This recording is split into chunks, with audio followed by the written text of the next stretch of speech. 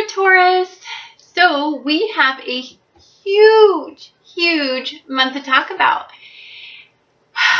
We are going to have a major astrological event. In fact, a couple of them. When you look back on this month, you are going to notice that your life dramatically changed in March of 2015. We are at the grand finale. We are at the fireworks display of our life. We are at the end of our Pluto Uranus squares. And the Pluto Uranus square is going to be on the 16th, but you will feel the buildup of energy the entire month. And then understand when major astrological shifts happen, we feel these shifts for many years. We have all the knowledge. The books have all been presented to us. We have the lesson plan. We have all the paper. We have all the supplies to make these changes.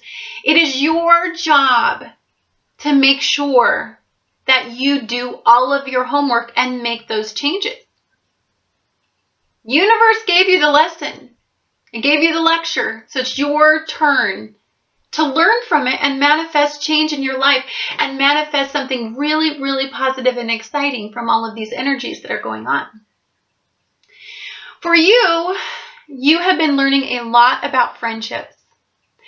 You have been learning a lot about how do friendships get in my way?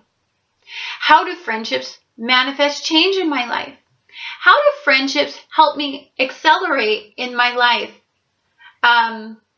How important are friendships to me versus relationships? Have any of those friendships interfered with successful relationships? The reason why I bring this up is because friendships, your 11th house, is the main focus this month. And being popular for what you have, what you look like, what products you carry around, how you hold yourself, the labels in your clothes is very important to you. But are those friends loving you for the wrong things? Are they really your friends? You're going to be evaluating that this after this Pluto Uranus square especially. Are they interfering with the stability? So Pluto is in Capricorn. It's the sign of stability. It's the energy of stability. It asks you what roots you, what makes you flourish from the ground up.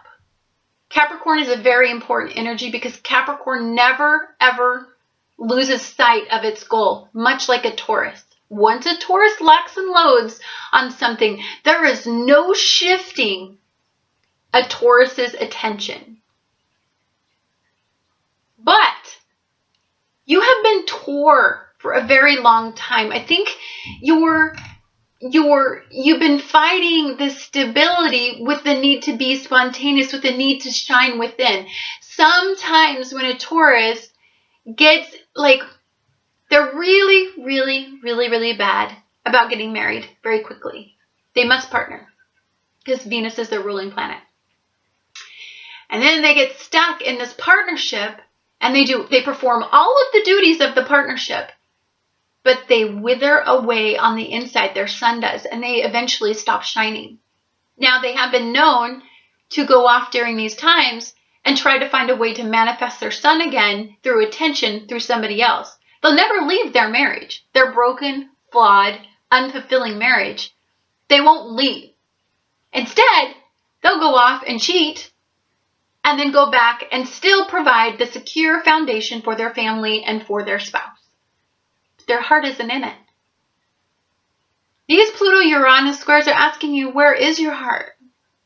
You need to seek happiness from within to shine fully, to then create the happiness outside of you. If you're not happy, you can't make anybody else happy.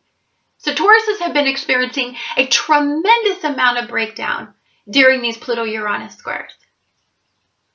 And I've seen it devastate families because they were never honest with their families in the first place.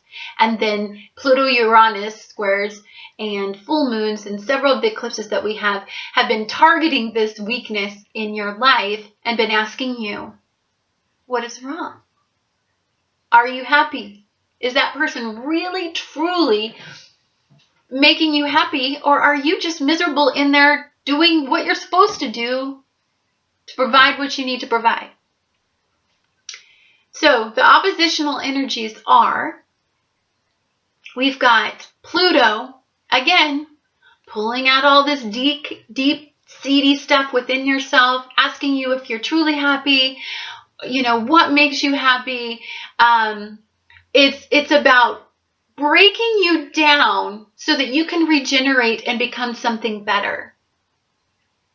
If you're stubborn as an ox, so maybe it's your ego is your problem.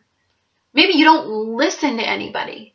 Maybe you've had people guiding you this whole time, but your egos keep getting in the way. Hence, you have Pluto in Capricorn opposing your ego in Aries in Aquarius, in Uranus, this Pluto Uranus square. So it's shaking you up. It's making you think about things. It's unsettling. It's very unsettling to a very structure-oriented Taurus. Tauruses need this kind of unusual stability to stand fully shine. But how can they do that when the energies in the universe are asking them to think outside the structures that have always worked for them? And then it has to do with whether or not the energy is fully shining or not. And then Capricorn's over here saying, well, you need to still maintain your structure because, the discipline has proven over and over again that it works for you. And Pluto's saying no, but for you to be truly happy, you have this dark thing in you that you've got to face. And then Aries, the Aries energy in this Pluto-Uranus square is saying, hey, but my sun isn't shining and it's all about me right now. And so I need to fully shine here, and it's really aggressive. And then you've got Uranus in there saying, you know what, guys, it's not all about you, your foundation. It's about being good for everybody. It's about being good for all the people around you. You have to give something equally. Tauruses can be a very self-oriented sign. They're the second to the youngest sign in the zodiac. So they don't have that grand understanding that you would have if you were the 12th sign in the zodiac, because you don't have all that life experience to back you up. You cling to things that are shallow. Well, Pluto's saying there's depth to you that you need to find and that you need to acknowledge, or you're never going to have the stability that you seek. You're going to have unstable households. You're going to have multiple marriages. You're going to have self-destructive habits that interfere. And then Aries is going to be like, but it's all about me and I want to be happy. I want to be happy. I want to be happy. But Uranus is saying, no, it's about everybody. So this is an opposition. It's an intense, but it's the grand finale, baby. So just be prepared to have something significant come up. And now understand, it's not like you're going to just have this energy come out of the blue and it's just going to manifest this amazing giant shift in your life and it's going to happen that day. This can happen over a significant period of time. It's like you have all of the learning material, but you've got to do all the homework. You've got to sit down with it. You've got to evaluate all this. The universe just gave you all of the tools. You've got to do the work.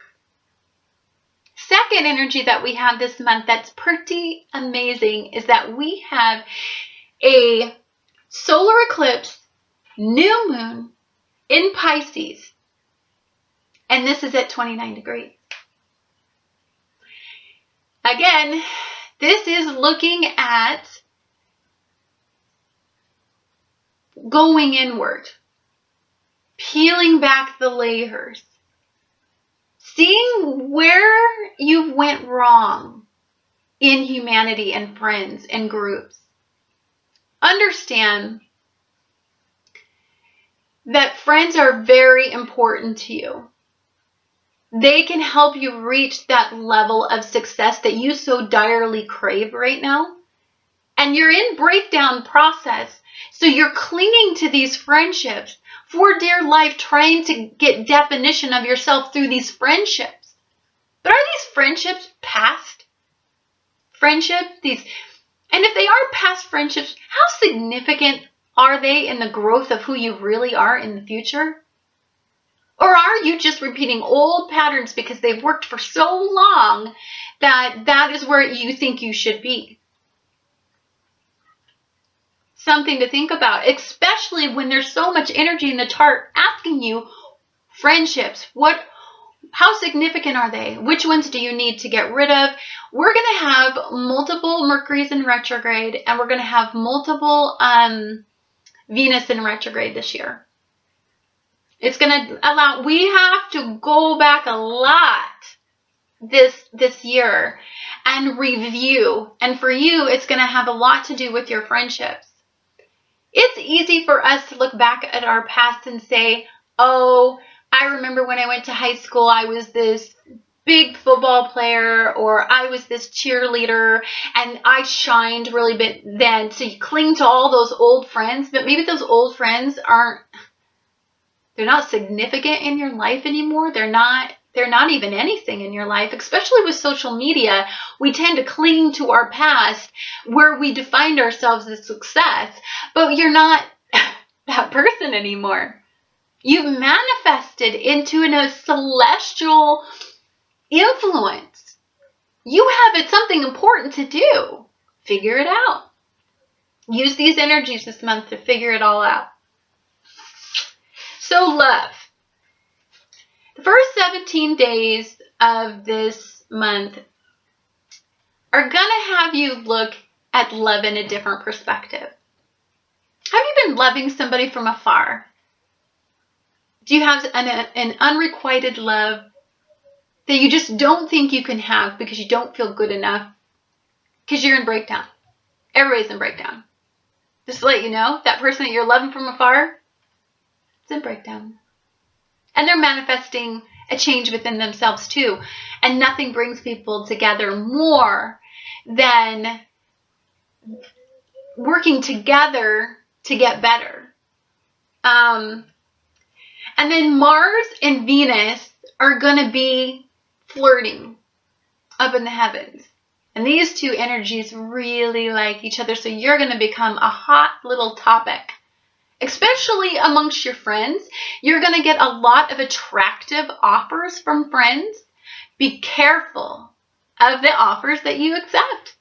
Are they going to generate a healthy soul growth? Are they going to be the friends that just accepted you but way back when you were in high school? So, hey, why not go with them? Because I don't have to prove myself to them. I don't have to become anything more. I don't have to do any more work. Hey, because I was the cool guy or cool girl back then, so I can go manifest with them. You'll experience breakdown through an eclipse. I'm not really worried about it if you pick the wrong one, and don't you. Because you'll get a lesson, and then you'll know that wasn't the right choice. And then if you just tap into these energies and let them guide you, you don't have to worry about it as much. Okay. So, on the 5th, you have a full moon in Virgo, and this is going to be in your 5th house of pleasure. Now, again, it's looking at a little bit of discipline in pleasure. You are an excessive sign because you have Venus as your ruler.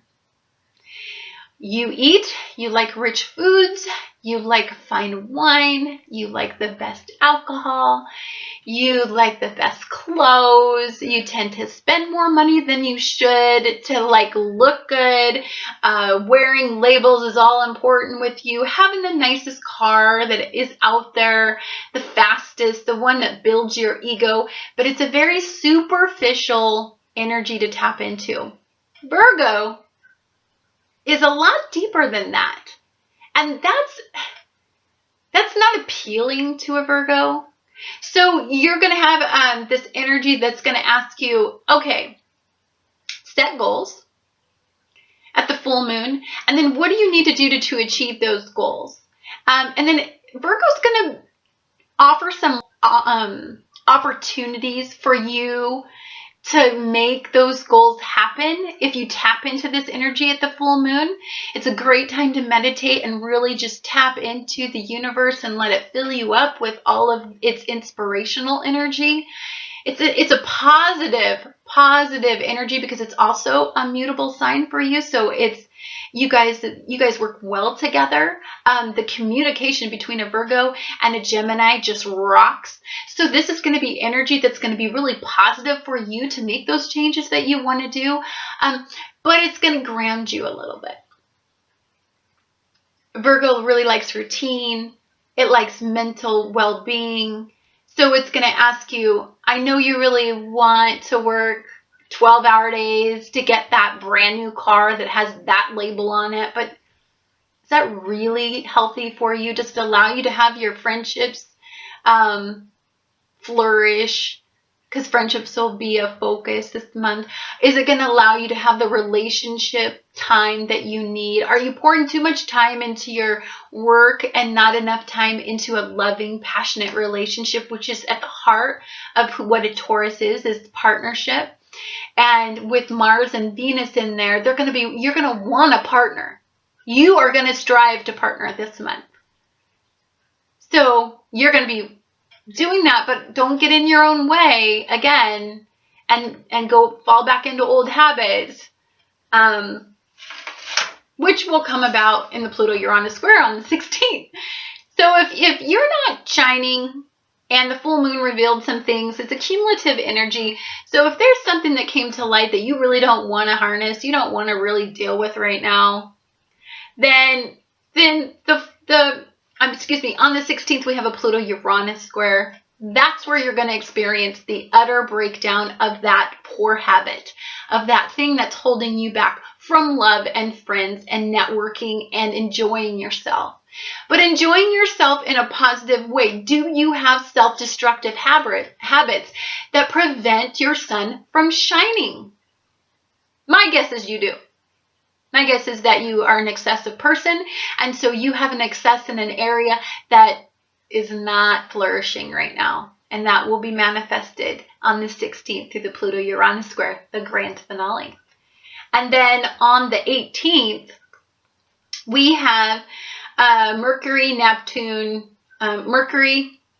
and Neptune in Pisces. This energy is really great to think outside the box. So you had the Pluto Uranus Square come in, break you down. You've had the Virgo moon. You guys had a little pep talk, bounced some ideas off each other, and it's a really inspiring energy. And then you had the Pluto Uranus Square reinforce some of your weaknesses, some of your strengths, what it's going to take to ground you, what it's going to take to make your sun shine.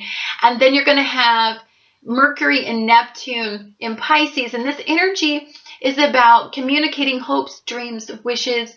It's about really diving deep inside yourself. It's an internal energy. And you guys do this really well. You like your quiet time. You like your time to yourself. Tap into this on the 18th because you might get some insight into an area that might be amazing. Now, I'm a little worried about this energy because it can tend to be a deceptive energy. You may think that you have the answer. Maybe it's that friend that you loved from afar and maybe you thought they were the one, but I don't know, maybe you find out something about them that is just not as wonderful as you thought it was going to be. That could be revealed around then. So just know that.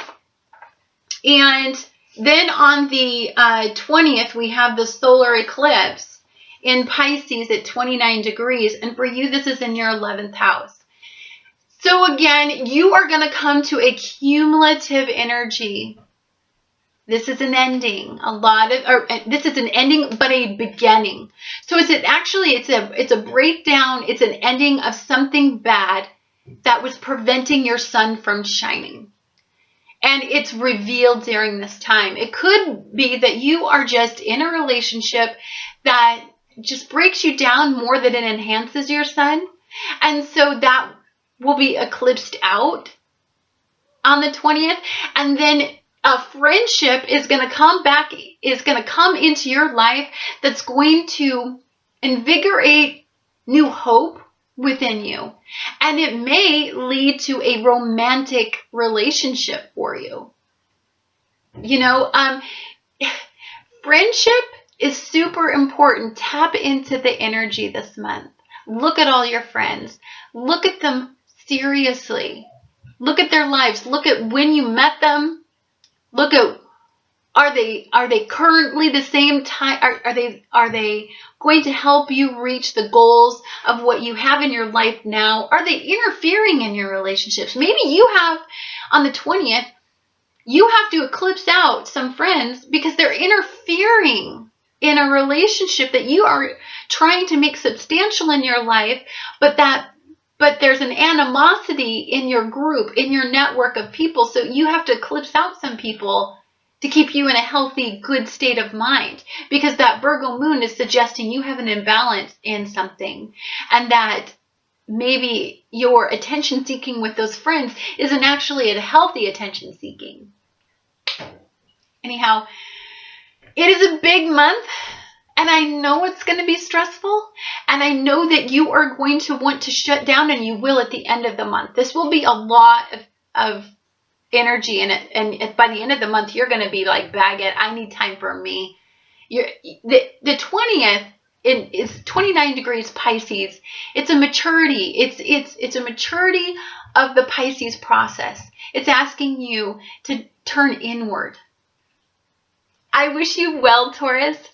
This is an amazing month. Really tap into this energy, and you're going to find that your life is going to change, and for the better.